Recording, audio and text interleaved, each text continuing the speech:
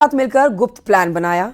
अब आपको बताएं कि पाकिस्तान के डिप्टी पीएम और विदेश मंत्री अचानक से बीजिंग पहुंच गए, जहां पर चीन ने पाकिस्तान को 5वीं पीढ़ी के स्टेल्थ जंगी जेट का ऑफर भी फेंक दिया। वो भी उसे 50% डिस्काउंट पर बेचना चाहता था। उधर इस्लामाबाद में एक नया कांड हो गया। जनरल मुनीर को प्रमोशन कर उन्हें फील्ड मार्शल बनाने वाले शाहबाज की हालत खराब होने लगी है।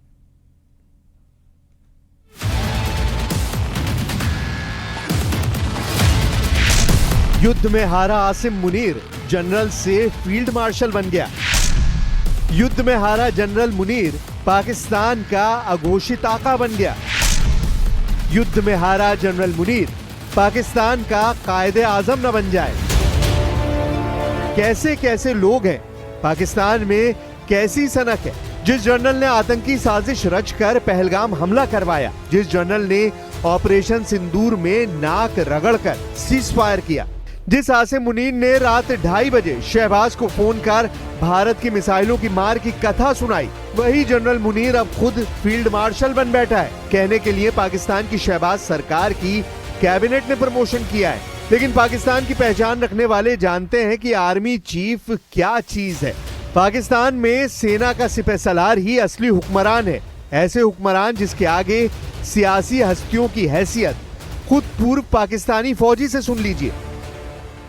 आर्मी चीफ थोड़ी होता है, वो तो बॉस होता है, वो तो सुपर किंग होता है ना जी। 75 साल से सुपर किंग है। अयूब दिया है वजीर आजम पाकिस्तान को अर्दली चपरासी है। ये चपरासी जर्नैलों के, ये आपके ख्याल में ये कोई लीडरशिप है यहाँ की? इनको जो जर्नैल जीएचक्यू लिख के देते हैं वो बोल देते हैं। यार क्या बात, आपको पता तो है अच्छे तरीके से कि पाकिस्तान चलाता कौन है।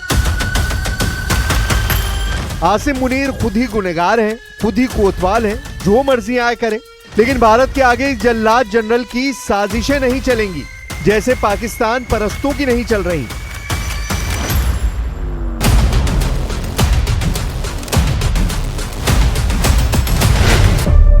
भारत माता की, भारत माता की, भारत की ओर नजर उठाने का एक ही अंजाम होगा, तबाही।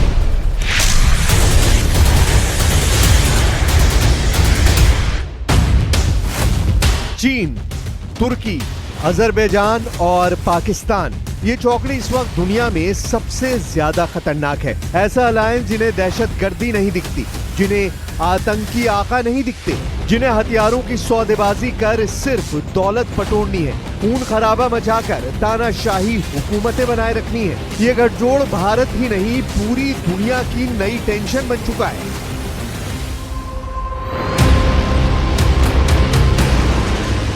ये तीनों देश पाकिस्तान परस्त हैं। इनकी हकीकत क्या किसी से छिपी है? अर्दवान की पहचान युद्ध उन्माद में जीने वाले जिद्दी लीडर की है। शी जिनपिंग की शातिर युद्ध नीति से पूरी दुनिया वाकिफ है।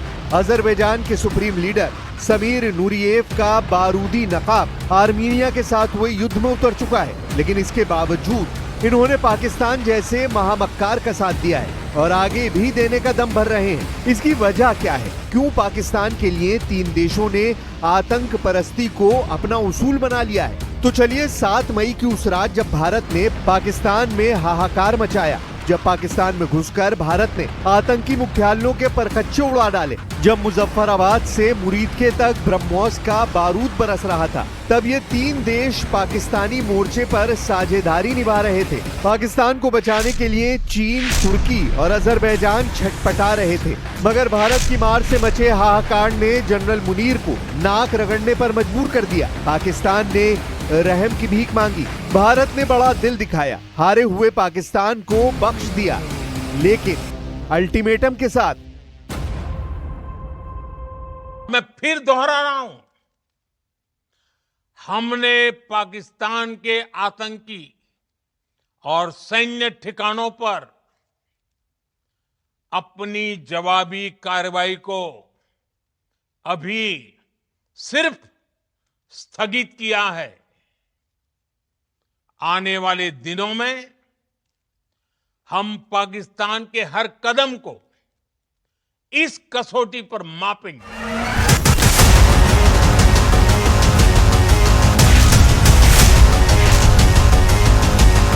दो सेनाओं के युद्ध में एक की हार और दूसरी की जीत होती है, लेकिन एक ही युद्ध में कई देशों की सेनाएं हार जाएं, उनके हथियार तहस नहस हो जाएं, तो उसे ऑपरेशन सिंदूर कहते हैं।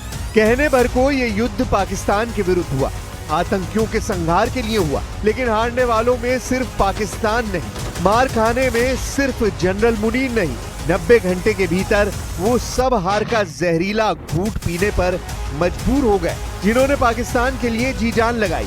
पाकिस्तान के लिए सिर्फ जंग के मैदान में उतरने भर से परहेज कर परास्त होने वालों की लिस्ट में पहला नाम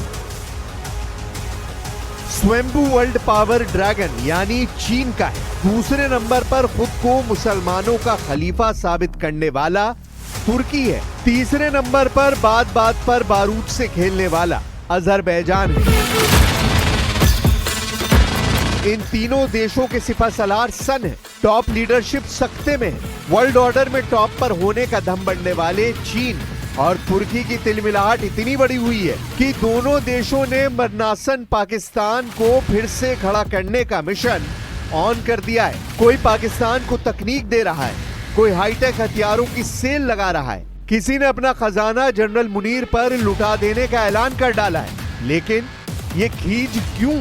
आखिर युद्ध में मारा तो पाकिस्तान गया, पीटे तो पाकिस्तानी पायलट गए, धज्जियां उड़ी पाकिस्तानी सैन्य अड्डों की, लेकिन असलियत सामने आ गई चीन की, तुर्की की, अजरबैजान की, साथ ही कतर जैसे कट्टर पाकिस्तान प्रेमी की। कतर भी पाकिस्तानी जनरलों के ट्रैप में फंसा हुआ है। शहबाज शरीफ से कतर के शेख भाईचारा निभा रहे हैं, लेकिन सबसे ज्यादा जो बिलबिला रहा है वो चीन है। चाइनीज मार्शल ने जनरल मुनीर की जान बचाने के लिए सबसे हाईटेक जंगी जेट भी खैरात में देने का ऐलान कर दिया है। चीन ने पाकिस्तान को मजबूत करने के लिए अपने अत्याधुनिक स्टेल्थ फाइटर जेट J-35A की डिलीवरी में तेजी लाई है। न्यूज 18 को सूत्रों से मिली एक्सक्लूसिव जानकारी के मुताबिक अगस्त 2025 में पाकिस्तान को 30 जेट्स की पहली खेप मिल सकती है। ये फैसला हाल ही में भारत और पाकिस्तान के बीच हुए टकराव के बाद लिया गया है। बीजिंग और इस्लामाबाद से मिले इनपुट्स के मुताबिक पाकिस्तान को ये जेट्स 50% डिस्काउंट पर दिए जा रहे हैं। इतना ही नहीं, पाकिस्तान एयरफोर्स के पायलट्स को ट्रेनिंग के लिए PLA एयरफोर्स हेडक्वार्टर बीजिंग भेजा जा चुका है। इस डिफेंस डील के अलावा चीन ने CPEC के दूसरे फेज के तहत पाकिस्तान में सिविल और मिलिट्री इंफ्रास्ट्रक्चर के लिए $25 अरब के निवेश का ऐलान किया है। पाकिस्तान ने इसके बदले ग्वादर पोर्ट तक एक्सेस और सिक्योरिटी देने का वादा किया है। 5वीं पीढ़ी का multi role stealth fighter jet अब पाकिस्तान को मिलने वाला है। ये लड़ाकू विमान सटीक हमलों को अंजाम देने में बेहद असरदार है और रडार पर नजर नहीं आता। ये 2 इंजन से चलता है और हथियारों को छुपाकर ले जाने की खासियत रखता है। इसमें इंफ्रारेड सर्च और ट्रैक सिस्टम जैसी एडवांस टेक्नोलॉजी लगी है। फिलहाल PLA में इसकी फ्लाइट टेस्टिंग जारी है। खास बात यह कि पाकिस्तान ने J-35A जेट में गहरी दिलचस्पी दिखाई है। रिपोर्ट के मुताबिक अगस्त तक पाकिस्तान को 30 J-35A जेट मिल सकते हैं।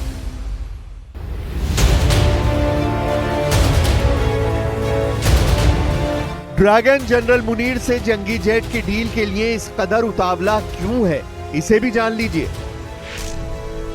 पहली वजह हो सकती है कि ऑपरेशन सिंदूर में बड़े पैमाने पर पाकिस्तान के फाइटर फेल या तबाह हुए हैं। अब उसी कमी को पूरा करने की कोशिश कर रहा है चीन।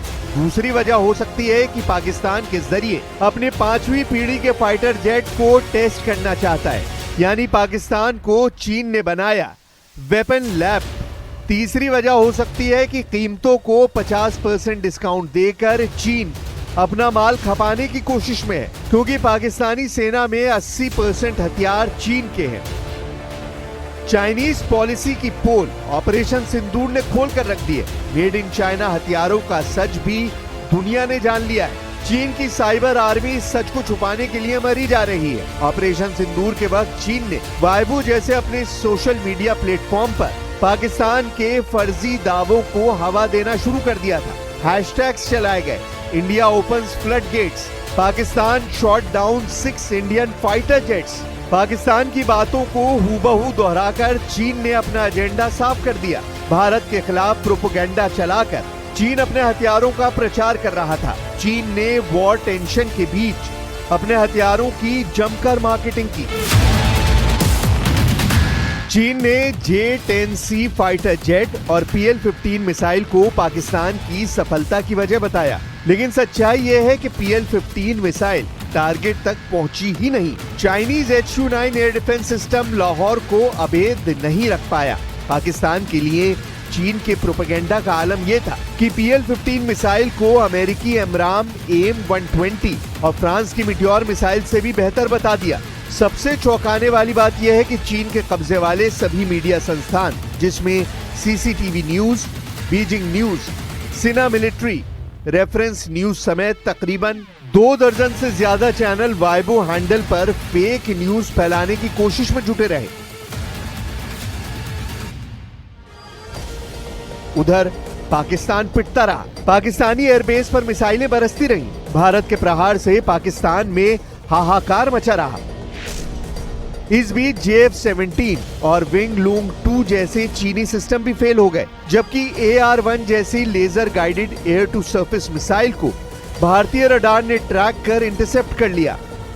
चीन के हथियारों की साख धराशायी हो गई। तब पाकिस्तानी जनरल दुखड़ा रोने बीजिंग पहुंचे, जिन्हें फिर से चीन ने J-35A नाम का झुनझुना पकड़ा दिया है। पाकिस्तान जिन हथियारों और जिन देशों के दम पर उछलता है, उनका तमाशा पूरी दुनिया देख रही है। तुर्की के डिफेंस स्टॉक में भयंकर गिरावट शुरू हो गई है। तुर्की के हथियार निर्माताओं को खोजने से खरीदार नहीं मिल रहे। बाकी क्या ही कहा जाए। हालांकि पाकिस्तान अब भी शैतानी साजिशों से बाज नहीं आ रहा। भारत में जासूसी के आरोप में ताबड़तोड़ हो रही गिरफ्तारी इसका सबूत है। पहलगाम हमले के बाद खुफिया एजेंसियों ने कोड नेम से ऑपरेशन मीर जाफर शुरू किया, जिसके तहत पाकिस्तान के संपर्क में रहने वाले और उन्हें जानकारी भेजने वाले जासूसों की जानकारी जुटाई गई। जासूसों की पहचान के बाद शुरू हुआ ताबड़तोड़ गिरफ्तारियों का सिलसिला। ऑपरेशन सिंदूर की तर्ज पर चलाए गए ऑपरेशन मीर जाफर ने पाकिस्तान में हड़कंप मचा दिया। अब तक जिन जासूसों का पर्दाफाश हुआ है, उनका पूरा नेटवर्क देखिए, जिसमें सबसे अहम किरदार है दानिश, जो पाक उच्चायोग का अधिकारी है। ज्योति मल्होत्रा, यूट्यूब और जासूसी नेटवर्क की अहम किरदार। शाकिर, राणा शहबाज, ज्योति से पाक में मुलाकात, ज्योति के फोन में जट रंधावा के नाम से नंबर सेव।